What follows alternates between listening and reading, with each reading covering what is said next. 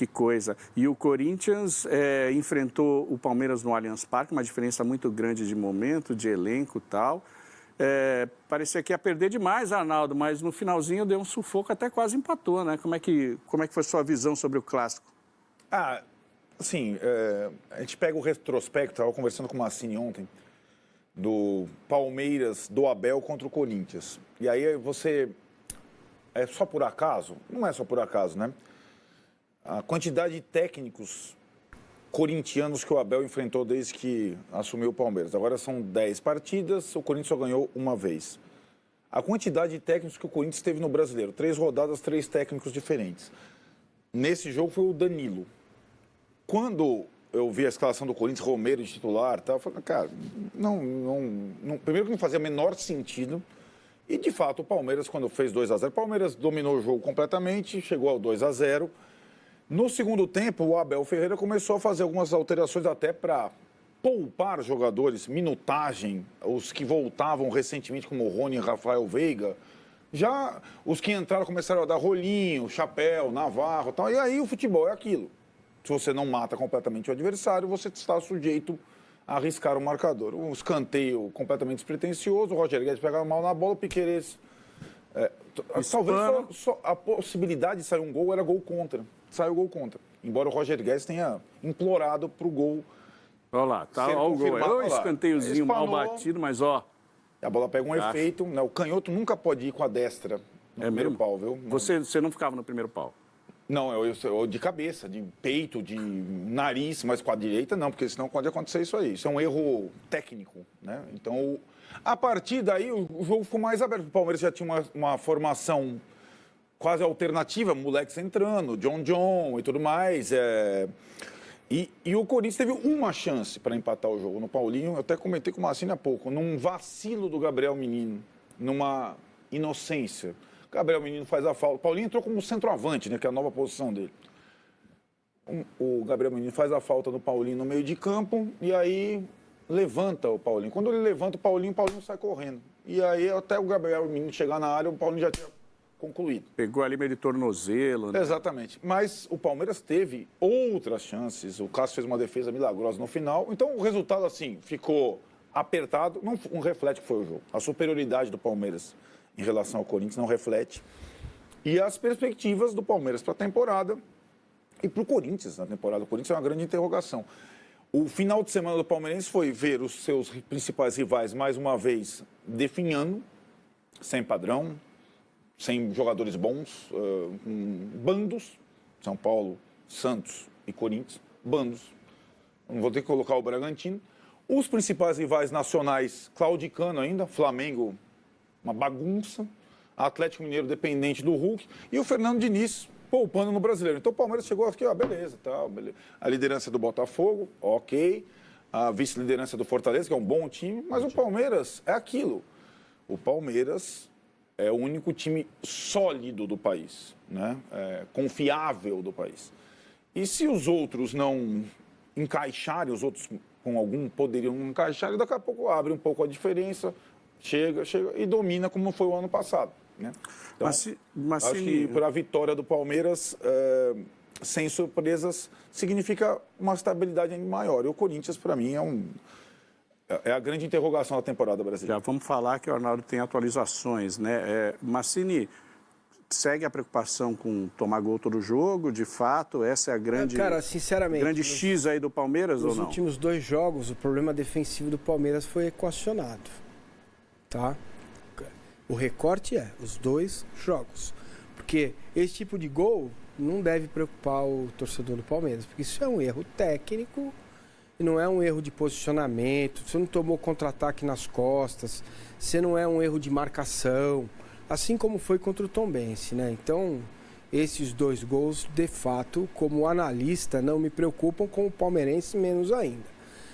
Houve um ajuste no meio-campo do Palmeiras, e é brutal quando o Veiga está em campo, como o Menino e o Zé podem se dedicar mais à parte defensiva. Os 2 raramente se descolaram da linha de marcação, pelo contrário, quem marcou o Roger Guedes, que foi o único sopro de vida do Corinthians no jogo, no primeiro tempo, ora o menino, ora o Zé Rafael, e foi uma orientação, inclusive, do Abel durante o jogo, falou, ó, um deles tem que marcar o Roger Guedes, porque o Romero era uma figura decorativa do outro lado, desse lado de cá o Adson, era um 4-4-2, e às vezes, por vezes, ficava Murilo e Gomes batendo com o Guedes e o Yuri Alberto. Isso não pode acontecer. Então isso foi ajustado, né? Cara, para mim foi talvez tenha sido a melhor partida do Palmeiras no ano. Muito boa partida. O primeiro tempo foi uma coisa espetacular de ver jogar, né? Palmeiras com muita variação, bola no pé, virando o jogo de um lado para o outro, com Arthur paciência. ajudando pra caramba, hein? O Arthur à frente e atrás. o Arthur está completando essa ideia que era com o Tabata, lembra? Que nós dissemos aqui. E o que a gente está vendo? Nós estamos vendo o mês de abril terminar com a maratona incrível que o Palmeiras e os outros clubes também tiveram, com todos os lesionados voltando. Tabata volta a estar à disposição para o jogo de quarta-feira contra o Barcelona de Guayaquil. Então, daqueles vários jogadores machucados, só vai ficar o Atuesta, que não volta só o ano que vem, né? Então não tem mais, departamento médico está vazio. Se vocês prestarem atenção no segundo tempo do jogo, aqueles caras que voltaram foram substituídos. Mike, Veiga e Rony, né? O Palmeiras termina o jogo com Garcia, John e o Navarro, né? Então o Abel está usando... Por conta da suspensão dos outros três. Mas o Dudu não jogou contra o Tom Benz, nem o Zé Rafael, nem o Gomes. Você entende que também neste jogo está o jogo do Barcelona, que é uma decisão para o Palmeiras. Todo mundo tem 3 pontos. Exatamente. Então, o Palmeiras não pode voltar de Guayaquil com a derrota. Um empate é aceitável, vencer é fundamental, né? Então, assim, o jogo em si, a gente pega muito na história do Paulinho, né? Que, mas se o Paulinho faz o gol e tal. Cara, se o Piquerez faz o gol, se o Giovani faz o gol, se o Veiga faz a chance que teve no primeiro tempo, se o Dudu teve chance no primeiro tempo, o Navarro meteu bola na trave. O John obrigou o Cássio a fazer uma bela defesa. Então, o Corinthians chutou duas bolas no gol e fez um gol contra. Então, acho que espelha bem a diferença das duas equipes, cara. O Corinthians eu nunca vi, cara. Nem o Corinthians rebaixado tinha uma gestão tão tenebrosa como essa. Impressionante o desânimo antes do Clássico. Eu nunca vi o Corinthians tão desanimado para ir ao derby, né? Chegar assim, tu colocar um time do lado do outro, né? Uma gestão do lado da outra. O que é isso aqui? A diferença é gigantesca hoje. E ficou comprovado no campo, né? E, ó, o Palmeiras deu, querendo ou não, aquele lance do Navarro que antigamente a gente aceitava, hoje os jogadores parece que tem uma lisura diferente, né? Mudou um pouquinho, não pode dar chapeuzinho, né? Pô, o que o Edilson fez em 99, né? Aquela pancadaria, tudo. Hoje isso não pode acontecer mais. Mas me pareceu que o Palmeiras deu uma mascarada no jogo, sabe? Acendeu o Corinthians. Exatamente. O Dudu tinha um pouco antes dado o passe, olhando para um lado e para o outro. Isso com o rival é aquilo. Não pode. Não pode, porque você pode terminar num 2-2 num jogo desse. E poderia sim. O Preto tem razão, porque o Corinthians está completamente abatido emocionalmente. Esse frufru acendeu a dignidade nos caras, né? E tem uma informação importante, eu dei sexta-feira lá no canal Raiz. O contrato do Abel termina em dezembro de 2024, dezembro do ano que vem.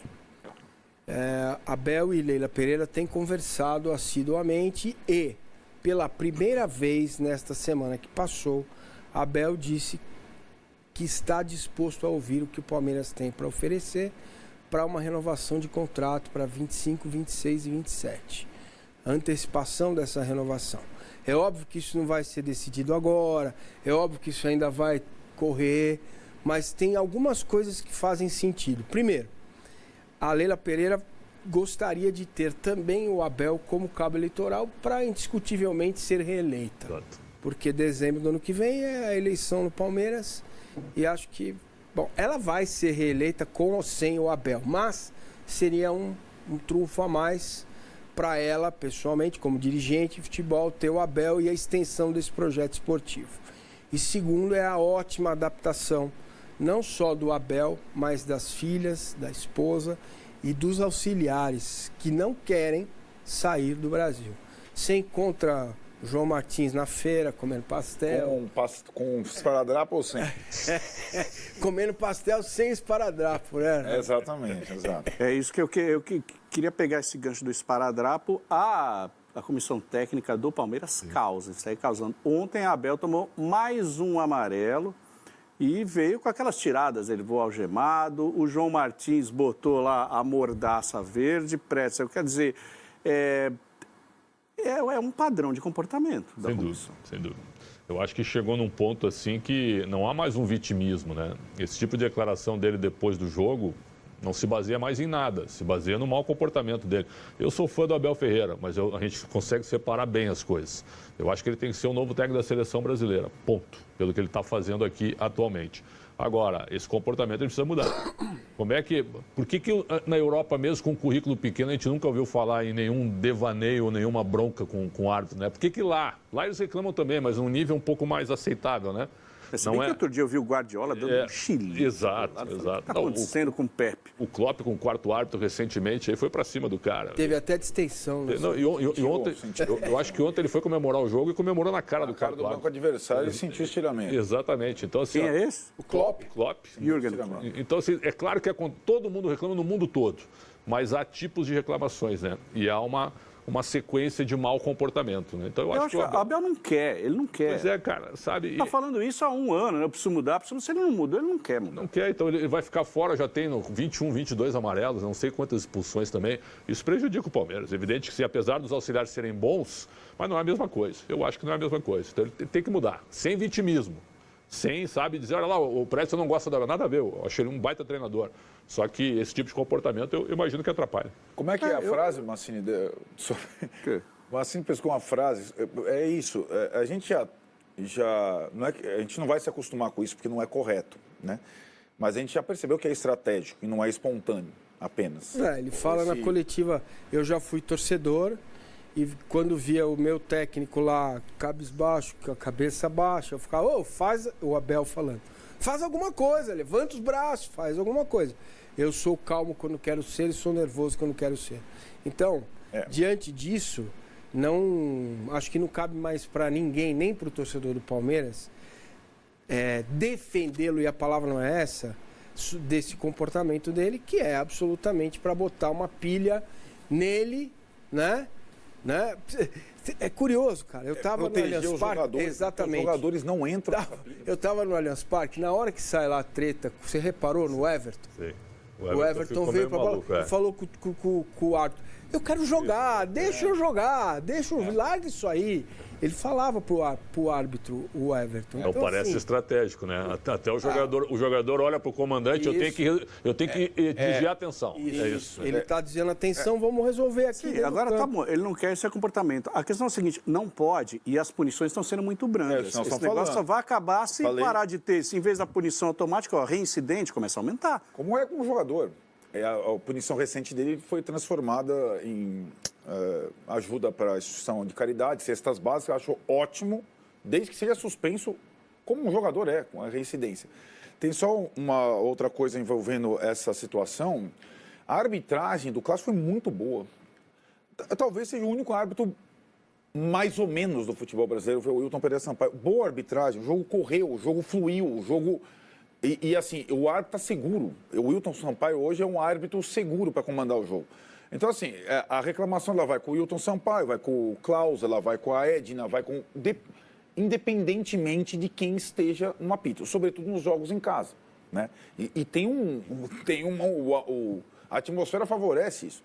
Isso é bom a gente frisar, como disse o Pretzel, não está contaminada a análise do trabalho brilhante que o cara faz no comando técnico do Palmeiras. Mas essa estratégia, inclusive a mordaça do auxiliar, é um teatro estratégico que provoca coisas na sequência para a próxima e deixa muito árbitro intimidado quando vai ao Allianz Parque apitar com os jogos do Palmeiras.